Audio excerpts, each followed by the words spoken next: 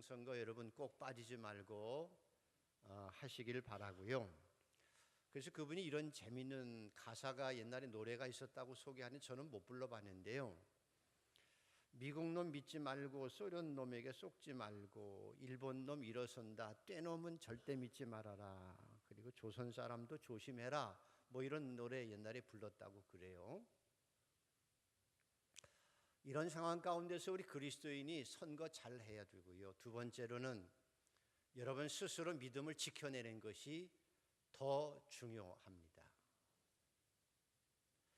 왜냐하면 성경에 하나님께서 소돔과 고모라를 멸망시키려고 했을 때 의인 10명만 있으면 내가 소돔과 고모라 살려주겠다 소망이 있다는 거예요. 아무리 사회가 타락하고 힘들어도 그중에 하나님의 사람 정말 의인으로서 믿음을 지킨 사람 10명만 있으면 소돔과 고모라가 다시 일어날 수 있는 소망이 있기에 멸망시키지 않겠다 하신 것입니다. 성경에 하나님의 심판을 보면 기준이 있습니다. 어떤 기준이 있는가 하면 하나님의 사람과 세상 사람이 구분이 안 될 때 하나님은 그 민족과 그 사회를 심판하세요. 노아 시대 때 하나님이 노아 시대 때 물로 세상을 심판하신 이유는 하나님의 사람들이 세상 사람들과 구분이 안 됐다는 거예요. 하나님의 사람이나 세상 사람이나 똑같다. 그러면 세상에는 소망이 없이 하나님의 심판이 온다는 거예요. 역설적으로 말하면 저와 여러분이 세상이 아무리 어렵고 힘들고 타락했다고 해도 저와 여러분이 믿음 안에서 하나님의 말씀으로 거룩한 삶을 살아내면 하나님께서 여러분을 통해서 이 땅의 소망을 보시고 타락한 세상을 보시는 것이 아니라 거룩하게 살아가는 여러분을 보시고 이 땅에 소망을 가지시고 멸하지 아니하고 심판하지 아니하고 이 땅을 살려주시기 때문입니다. 그러므로 성도가 세상의 소금이고 빛인 것은 바로 그런 이유예요. 세상이 아무리 잘못돼 간다고 니놈들 잘못됐다 욕하고 판단하고 그리고 불평불만하고 우리도 그 속에 들어갈 것이 아니라 그럴수록 내가 하나님의 말씀 앞에서 하나님 앞에서 거룩하게 믿음을 지켜 살면 하나님께서 여러분을 보시고 이 땅을 새롭게 해 주실 줄 믿습니다. 이것이 우리가 세상에 비치고 소금인 이유입니다. 그리고 사실은 빛은 어둠 속에서 더 빛을 발하는 거예요. 태양빛 속에서 촛불이 얼마나 밝겠어요. 하지만 깜깜한 어둠 속에서 촛불은 밝은 거예요. 여러분이 세상이 어둡다고 동네북된다고 불평하고 휩쓸리지 말고 그럴수록 기도하며 믿음을 지켜내는 신실한 백성이 되어 여러분을 보시고 하나님께서 이 민족을 축복하시는 그런 은혜의 주인공들이 되기를 축복합니다. 아멘. 역사 속에 놀라운 일이 하나 있었는데요.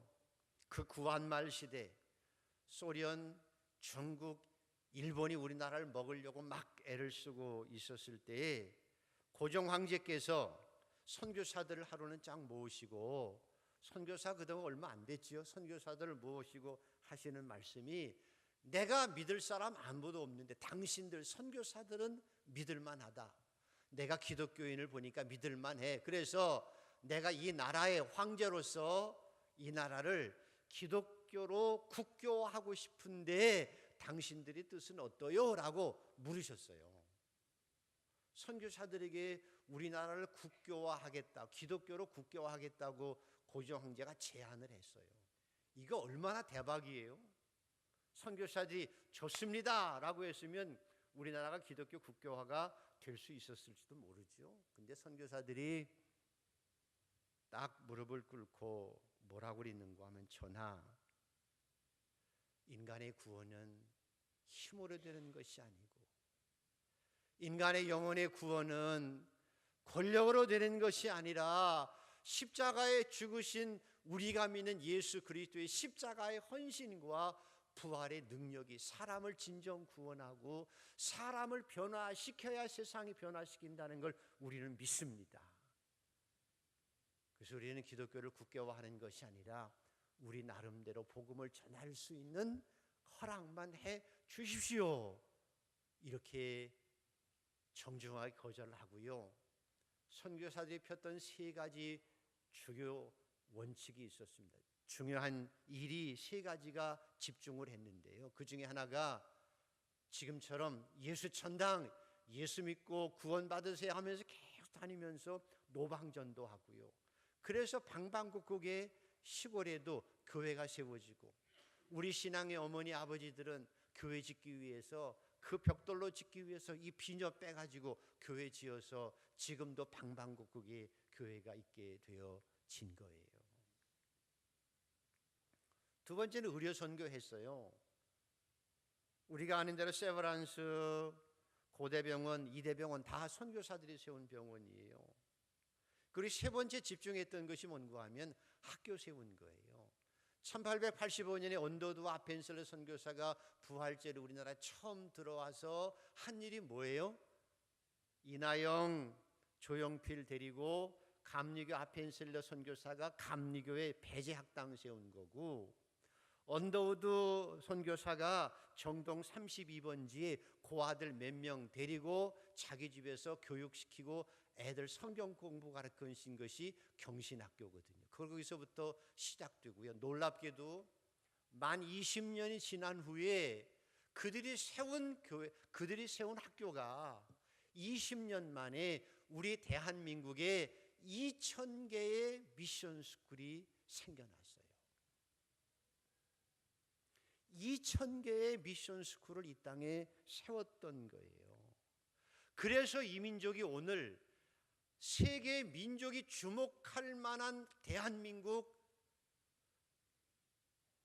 세상에서 동남아시아 사람들이 코리안 드럼을 꿈꾸는 주목받는 나라가 된 것, 경제 부흥이 된 것도 굉장히 중요하지만 세계 역사에 있어서 세계 선교의 중심이 되어서 세계 기독교가 주목하고 특별히 하나님께서 주목할 만한 기독교 국가가 되어진 것은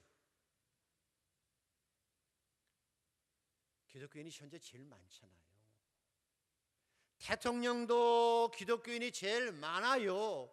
중요 요직에 있는 리더십을 가진 사람들, 기업의 CEO들도 기독교인이 제일 많아서 주목받을 만한 나라가 된 이유는 선교사들이 학교를 세워서 아이들을 키워내고 그 중에 저와 여러분이 그 중에 하나이기 때문에 하나님이 주목할 만한 나라, 세상이 주목할 만한 나라가 된 것은 선교사들이 복음 전하고 학교를 세워서 아이들을 교육했기 때문인 거예요. 그런데 요즘에 속상할 정도가 아니라 재앙이 불어닥치고 있어요. 가장 큰 한국교회의 재앙은, 미래의 재앙은 뭔가 하면 그렇게 20년 만에 2,000개의 미션 스쿨을 세웠고 그동안 교육을 해왔던 그 수많은 초등학교, 중학교, 고등학교, 대학교,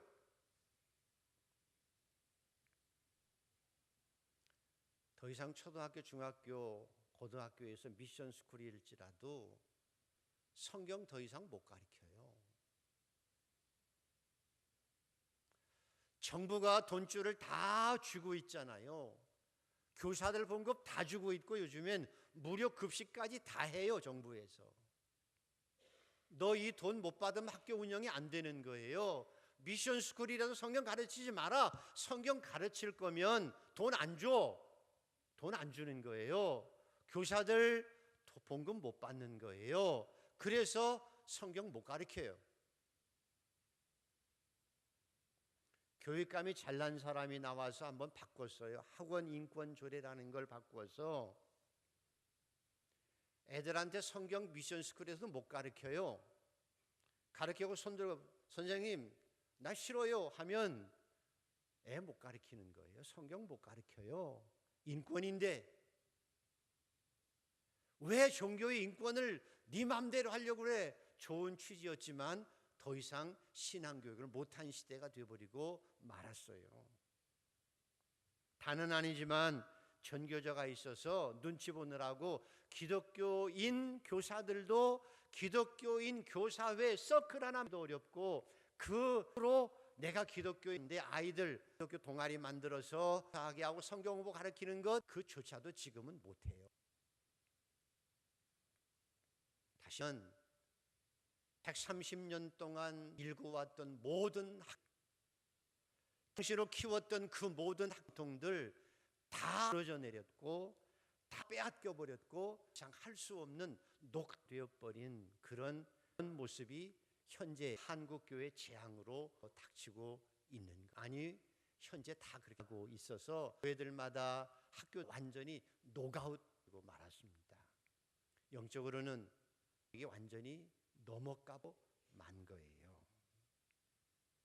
교회도 그동안 손발 놓고 있었어요.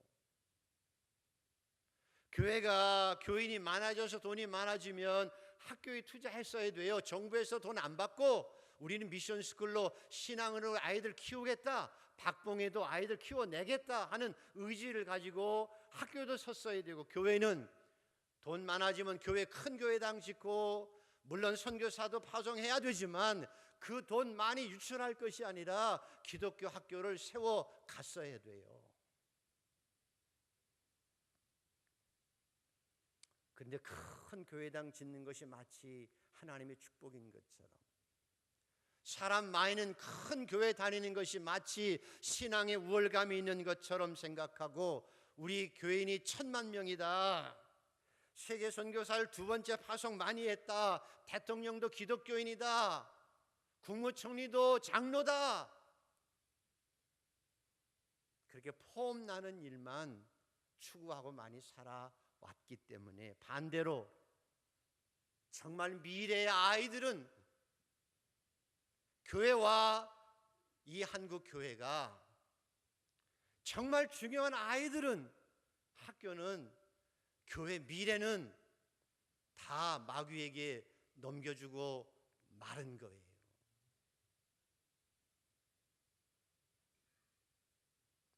출애굽기에 보면 모세와 바로가 싸우지요. 이집트 황제 바로와 모세가 싸웁니다. 하나님이 함께 하셔서 많은 재앙으로 역사할 때 바로가 손들지요. 야, 그래, 니네들 원하는 것처럼 니들 마음껏 밖에 나가서 광야에 가서 지지든 볶든 북지든 장구치든 니네 마음대로 예배 다 드려. 좋아, 허락할게. 그런데 말이야, 니네 자식들은 다 두고 가. 자식 데리러 가면 힘들잖아. 가서 떠들면 제사에 방해되잖아. 애들은 두고 가. 니네들만 가서 북치고 장구치고 하나님 앞에 다 예배해. 얼마나 좋은 제안이에요. 그럴듯한 제안인데 모세가 어떻게 했어요? 웃기지 마. 나는 애들 데리고 갈 거야. 다 데리고 가야 돼. 그 아이들에게 예배 드리는 것 가르쳐야 돼. 하나님이 누군지를 보여주어야 돼 하고 애들 다 데리고 간 거예요. 이게 모세가 이스라엘 백성들을 하나님의 백성으로 만들었던 승리의 시작이에요.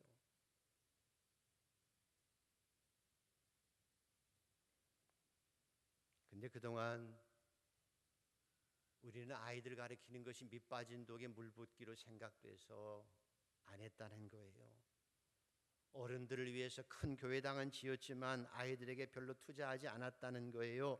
좁은 길을 걸어가야 했었는데 학교를 세우고 정부에서 돈 안 받고도 신앙교육 할 수 있는 멋진 학교들을 세워내고, 그리고 지역교회들이 힘을 합해서 지금이라도 학교에 투자를 해야 되고, 우리 교회처럼 학원 선교에 목숨을 걸어야 되고, 학교에서 복음의 냄새라도 맡을 수 있도록 열심히 노력해야 되는데, 해외 선교사도 파송해야 되지만 학교 안에 학원 전문가들을 세워서 교회에서 후원해서 보내서 아이들에게 복음의 냄새라도 맡을 수 있도록, 복음의 그림자라도 볼 수 있도록 해야 하는데 그렇지 못하고 있는 것이 미래의 재앙거리가 되고 있다는 거예요.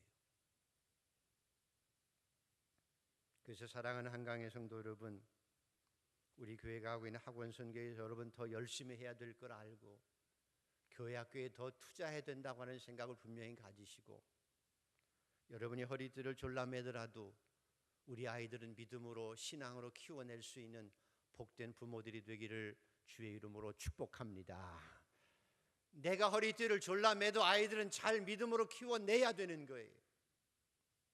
내가 불편해도 아이들은 교회를 쉽게 와서 교회에서 신앙생활 할 수 있도록, 교회에서 뛰놀 수 있도록 해야 된다는 거예요.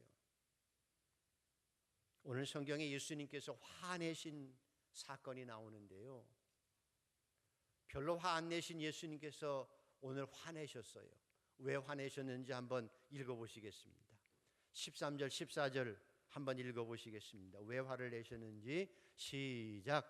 사람들이 예수께서 만져주심을 바라고 어린아이들을 데리고 오매 제자들이 꾸짖거늘 예수께서 보시고 노하시어 이르시되 어린아이들이 내게 오는 것을 용납하고 금하지 말라. 하나님의 나라가 이런 자의 것이니라. 아멘. 예수님이 왜 노하셨을까요? 노하신 이유를 여러분이 알아야 돼요. 미국의 프린스턴 대학 총장을 하셨던 조나단 에드워드 목사님은 자기 자서전에 자기는 7살 때 예수를 구원자로 맞아들였다고, 구원주로 7살 때 구원받은 거예요. 유명한 평신도 성서주석학자 매튜 헨리는 나는 11살 때 예수님께 헌신하기로 다짐했다는 거예요. 그 유명한 찰스 스펄전, 영국을 변화시켰던 찰스 스펄전 목사님은 나는 이미 12살 때 성령의 충만함을 체험하고 하나님의 사람으로 살기로 작정하고 그렇게 살아냈다고 얘기해요. 7살 때 구원받고 11살 때 하나님께 헌신하고 12살 때 성령 충만해서 하나님의 사람으로 살았던 사람들, 그들이 하나님의 나라를 이 땅에 이루어 간 거예요. 우리나라 통계를 봐도 우리나라 통계나 미국 바니 서베이를 보면 아이들이 15, 16살이 되기 전에 예수를 영접한 것이 현재 교회 다니는 사람들 가운데 85%예요. 바꿔 말하면 15, 16 성인이 되어져서 예수 믿어서 구원받고 회심하고 성령 충만을 받는 것은 15% 미만이고 기적 중에 기적이라기.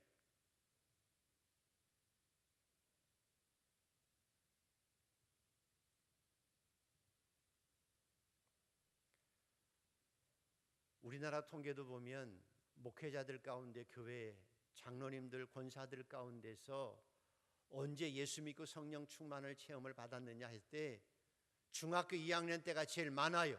14살 때. 고등학교 졸업할 때까지, 대학교까지 성령의 충만함을 받는 사람이 80%, 10명 중에 8명이에요.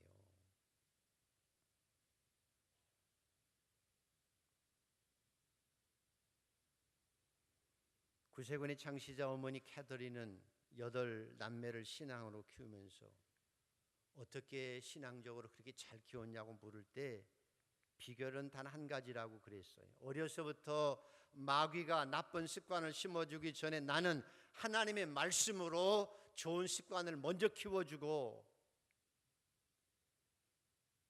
나쁜 말을 배우기 전에 나는 기도하면서 아이들에게 좋은 말을 먼저 심어주었기 때문에 그 말씀이, 그 기도가 아이들을 아름답게, 행복하게, 위대하게 만들었다고 그렇게 얘기해요. 여러분, 자녀들이 그냥 세월 가면 나이가 들어가면 신앙생활 키가 커갈수록 더 잘할 것 같아요? 그냥 내버려 두어도 아이들이 신앙으로 잘할 것 같으냐고요? 그렇지 않아요. 초등학교 졸업하면 잘할 것 같다고요? 고등학교 공부 열심히 해서 대학 가면 신앙생활을 잘할 것 같다고요? 다 신앙생활 잃어버려요.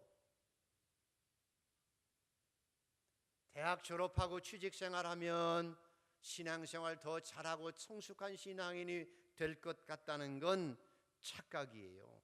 3살 버릇 80 간다고 하는 것처럼 한번 마귀의 올무에 들어가면 못 빠져나오게 마귀가 만들지 빠져나오게 만들겠어요?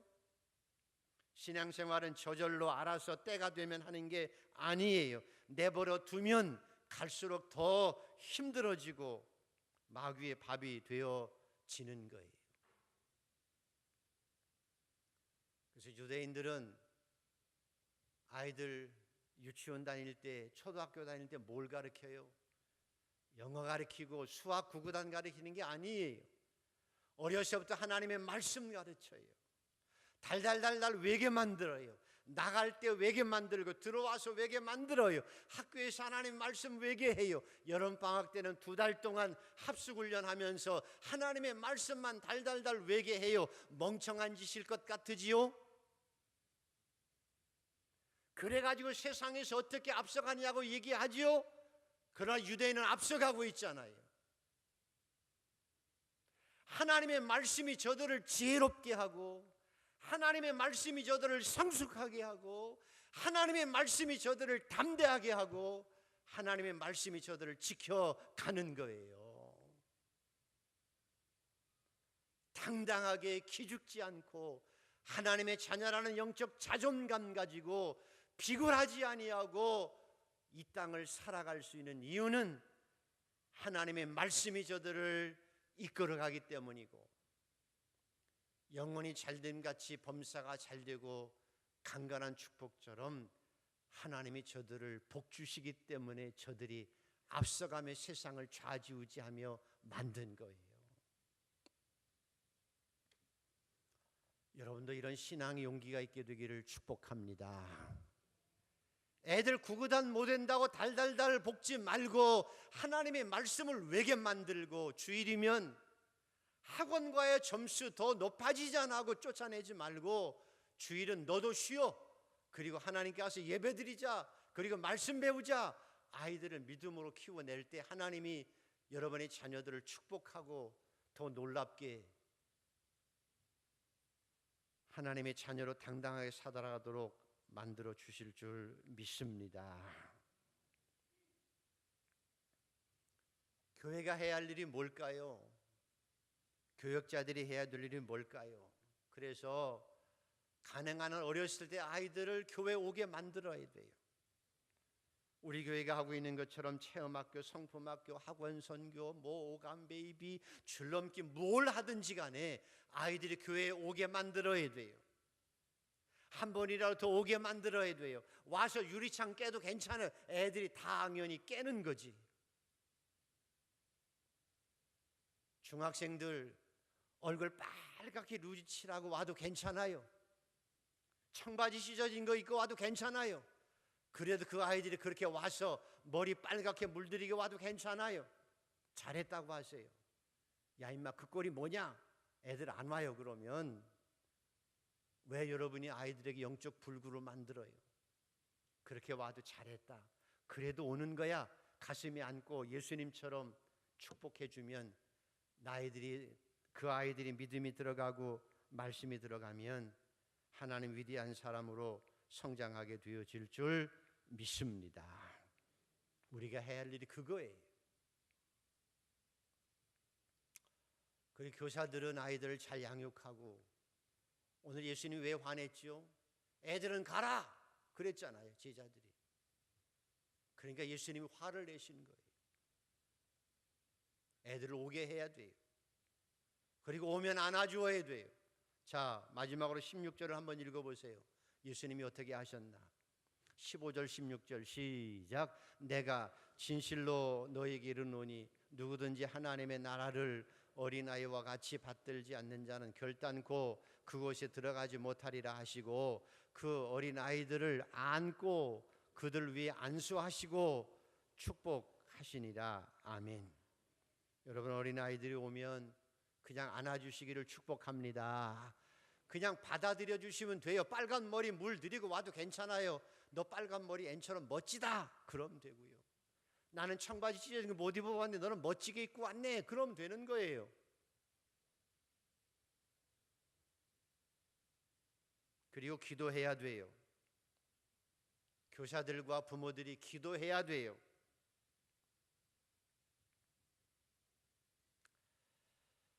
여러분, 훌륭한 신앙의 어머니 뒤에는 항상 훌륭한 신앙의 인물 뒤에는 항상 기도하는 어머니가 있었어요. 모세 어머니가 누구죠? 그 이름을 알아야 기도하지요. 모세의 어머니 요베겟, 사무엘의 어머니 누구? 한나. 어거스틴의 어머니 누구? 모니카. 요한예술의 어머니 누구? 수산나. 다 기도하는 사람들이었어요. 여러분이 자식을 사랑하거든 기도하는 어머니가 되세요. 눈물을 흘리며 자식을 위해서 기도의 씨앗을 심으라니까요.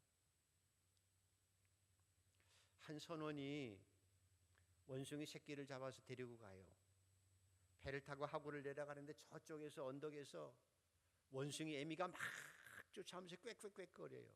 모른 척하고 하구까지 내려갔는데 계속 쫓아와요. 꽥꽥거리면서. 하구에 정박했더니 그 어미 원숭이가 배에 뛰어내려서 그 새끼를 품에 안고 꼬꾸라져 죽었어요.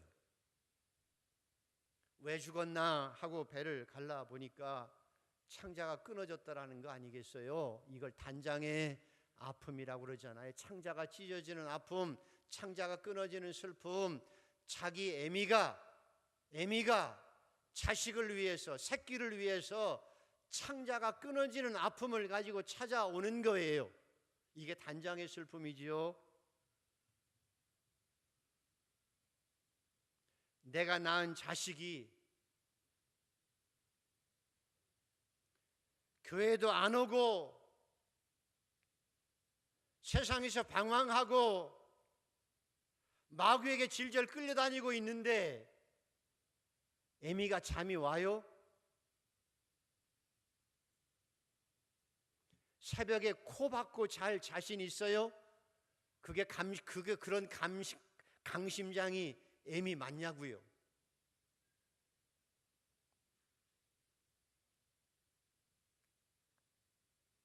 자식이 신앙생활하지 아니하고 세상에 취해서 살아가고 있는데 애미가 잠이 와요? 마귀에게 끌려서 가고 있는 영적 자식들, 불구자들을 보고 있으면서도 코 박고 잠잘 여유가 있어요? 다리 밑에서 주워다 키운 자식이에요?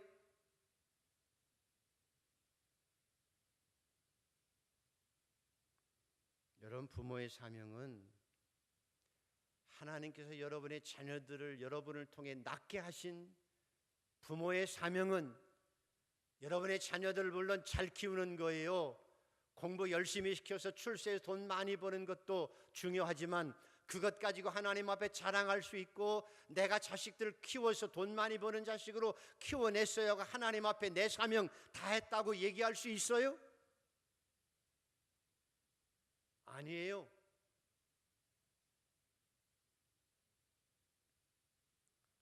부모의 사명은 자식을 여러분에게 낳게 한 이유는 그 자식만이라도 내가 하나님의 사명으로 하나님의 사람으로 키워낼 사명이 내게 있다는 거예요. 자식에게 이렇게 무릎을 꿇고라도 빌어야 돼요. 내 사명은 너를 잘 키우는 것이지만 내 사명은 내 뱃속에서 너를 낳은 하나님이 나를 통해서 너를 낳게 하신 이유는 너만이라도 내가 하나님의 말씀으로 신앙으로 믿음으로 기도로 너를 키워낼 사명이 내게 있다고 얘기해야 돼요. 그리고 그 사명이 내 사명이라고 그 사명은 감당할 수 있어야 돼요.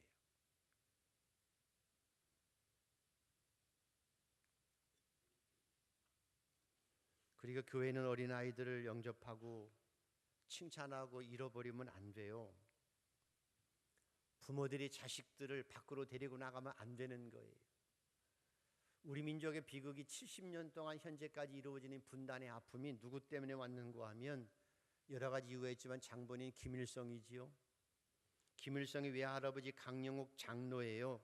어머니 강반석이에요. 칠골교에 다녔어요. 그런데 아버지, 그 김일성의 아버지 김성직이가 초등학교 5학년 때까지는 외갓집에서 교회학교를 다녔던 김성주를 아버지가 애국시킨다고 민족운동한다고 그 아이를 교회에서 데리고 나갔어요. 초등학교 5학년 때 내가 이 아이를 민족운동을 시키겠다고 해서 교회에서 데리고 나간 거예요.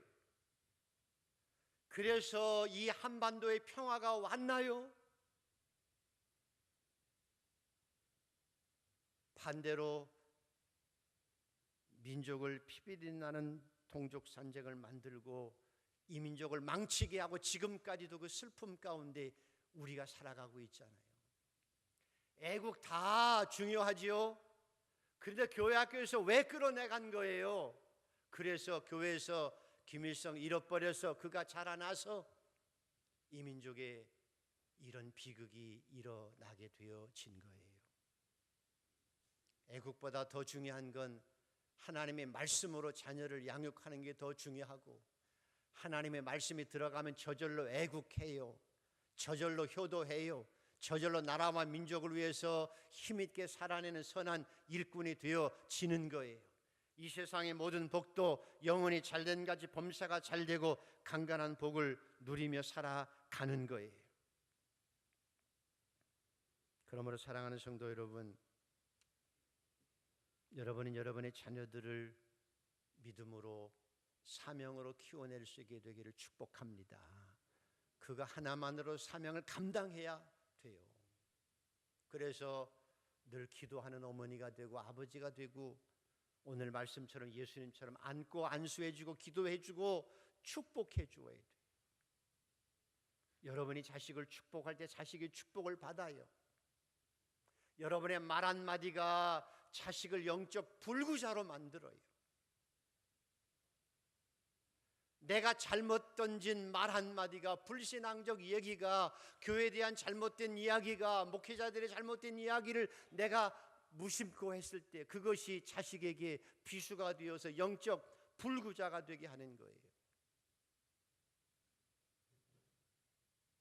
여러분은 자식들을 축복하고 자식들을 믿음으로 키워낼 수 있는 어머니 아버지가 되기를 축복합니다. 제가 전에 한번 말씀드렸는데, 전에 교회 있을 때 장로님, 멋진 장로님 제가 지금도 기억해요. 그분은 대신방 1년에 한 번 가면 자기 장가간 아들 며느리까지 다, 손자들까지 다 오게 해요. 그래서 한 10대 명 같이 신방을 받고 예배를 드려요. 두 번째 갔을 때 또 그렇게 똑같이 다 손자 손녀들까지 와서 예배를 드려요. 목사님 올 때 목사님께 축복받아야 된다고. 근데 한 번은 목사님 식사하고 가셔야 돼요. 식사하려고 그랬더니 잠깐만 한번 특별 기도를 해주세요. 왜? 그랬더니 왜요? 그랬더니 중3 손녀가 있어요. 중3 손녀. 중간고사 때예요. 목사님 와서 축복 기도하니까 네가 축복 기도 받아야 된다고 오라고 하니까 이 손녀가 왔어요. 그리고 이제 도서관 공부해야 되니까 밥 못 먹고 간다고. 그러니까 목사님 먼저 축복 기도 해달라고. 내가 중3 어린아이, 그 중간고사 때 중간에 온 아이, 예배드리러 온 아이 축복했어요. 여러분이 그런 가문을 만들어갈 수 있게 되기를 축복합니다. 말씀을 마칩니다. 너희 말이 내 귀에 들린 대로 내가 너희에게 행하리라고 말씀했어요. 내 귀에 들린 대로 내가 그대로 행할 것이라 말씀했어요. 여러분의 자녀들을 축복하세요. 그리고 기도하세요. 말 한마디 조심하세요. 영적 불구자로 만들지 말고 영적 위인으로 만들어서 하나님의 영광을 돌리는 그런 축복된 아이들이 되고, 여러분의 자녀들이 축복의 통로가 되는 은혜가 있게 되기를 주의 이름으로 축복합니다. 기도하십시다. 하나님 감사합니다. 어린이 주일 우리 자녀들 믿음으로 잘 키워내게 하여 주시옵소서. 기도하고 축복함으로 하나님의 위대한 인물로 성장시킬 수 있는 부모들 되게 하여 주시옵소서. 우리 아이들이 잘 커서 하나님 나라와 교회와 민족의 지도자들이 되고 앞서가는 자들이 되고 빛이 되고 소금이 되도록 역사하여 주시옵소서. 감사드리며 예수 그리스도 이름으로 기도드리옵나이다. 아멘. 오늘